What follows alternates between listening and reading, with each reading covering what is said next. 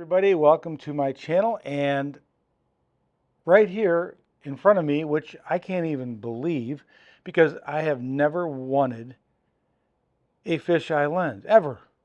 I mean, I thought some of the pictures I see were cool and that's neat, but I personally never wanted a fisheye lens. Call me crazy, call me whatever, but it wasn't high on my priority. So I wanted to try doing 360 virtual tours. And I thought I would try this lens on my Leica, but it's not wide enough. It's not a circular enough. Uh, I've found doing that takes way too much time. Now, right now I have a Matterport. I absolutely love Matterport.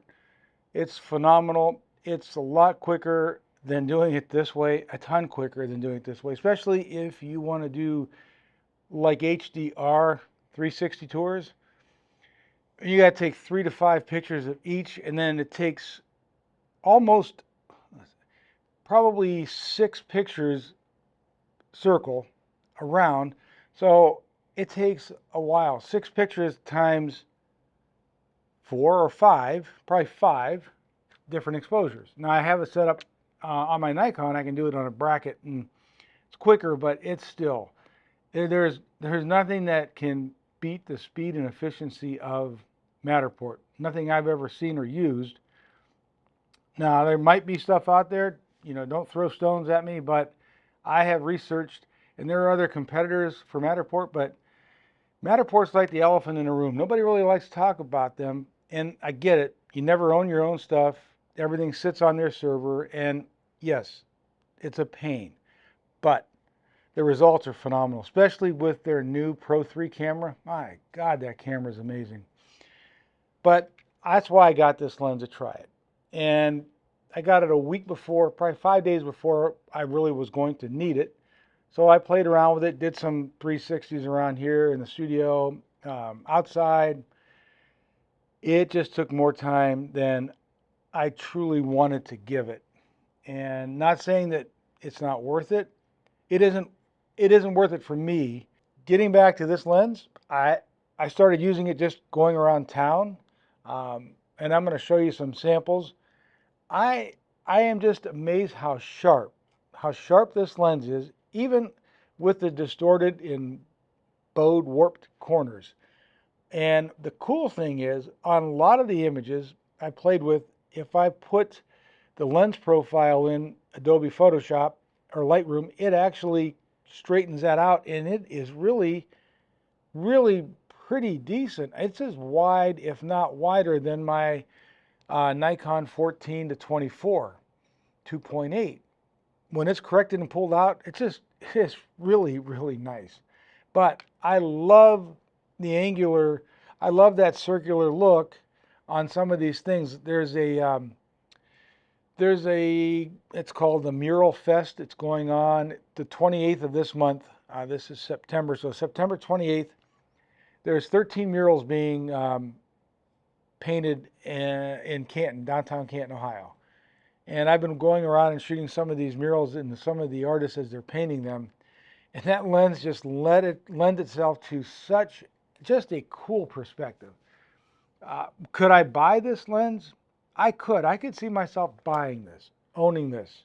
But I don't know that I would, it's that fun feeling. It's like something new, honeymoon stage, if you want to call it. And I thought, this is really cool. But when I think about it, how often would I use this?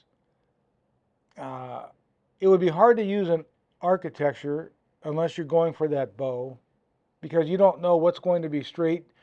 Some of the things on the ends are not sharp when you straighten it out. It's not like using a lens designed for that.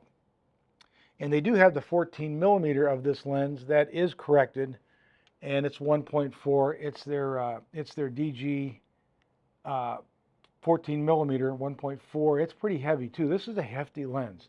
This really is a hefty lens. It makes this camera look really small.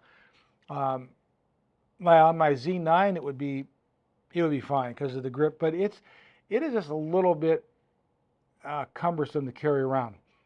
And I'm used to carrying around a lot of stuff, so I could see myself buying this. maybe in a year or so. The colors on this lens, the Sigma glass on my SL3 is phenomenal. I mean, I absolutely really was blown away. I've only owned a couple Sigma lenses and I ended up sending them back, so I really didn't own them. They were the Art Series lens and I got them for my Nikon. I was not happy because I could not, this is before mirrorless, I could not nail focus. They give you those docks where you have to buy the docks and try to get your focus tuned. But when you're buying a zoom lens and you got to do them from every segment of that lens, it's just, again, I don't want to deal with stuff like that. I just don't. I know there's people that love that. My brother Jim loved to tinker with stuff.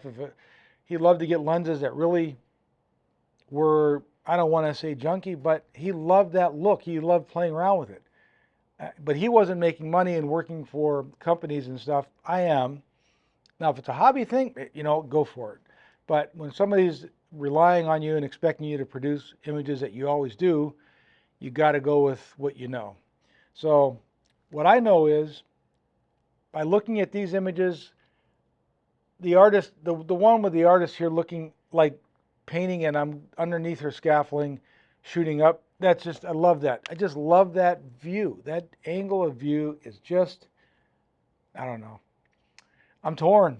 This does have to go back tonight, and FedEx I think closes at 7 o'clock. It's 5:30 my time. So I'm going to get this back to them. I think it's funny, they put in on my receipt, this lens is available for you if you want to purchase it for $1,900 and some dollars used. Well, you can go to B&H. I think B&H, their new price is $1,900 or a little bit less. So no. And if it was like $1,500, $1,400, maybe. But who knows how much this has been used, and it looks clean, the glass is clean, everything, the mounts are clean. But if you get a chance, and I love the L mount, the Allegiance, because then you can get lenses that Leica does not make, and you can get them on here. And I think that is so cool. This lens is only made right now, I believe, for Sony and Leica. They're the L mount and the Sony mount. Those are the only two mounts. None of the other camera companies have that mount, and they don't make them for any of the mounts yet. So if you happen to have a Sony or a Leica and you want to try something fun, creative, and cool, pick this up. Rent it for a week. Just try. I think it was like, I got the protection. I think it was like $176 to rent it for 7 or 8 days. I'm going to take this back to FedEx, box it up, and take it back. I hope you enjoyed this video. I mean, I don't script anything, as I'm sure you can tell. I don't have that kind of time. And if I did, I'd probably have a phenomenal YouTube channel. But I don't. I just can't spend the time with so many different commitments that I have going on with my business, just life in general. So don't be too harsh. I hope you enjoyed it. And if you get a chance, or if you have one of these, you know, in your comments down below, let me know. Let me know what you think of it. Let me know what you thought of these pictures. Until I see you the next time, be a blessing, peace, and keep shooting. See you around.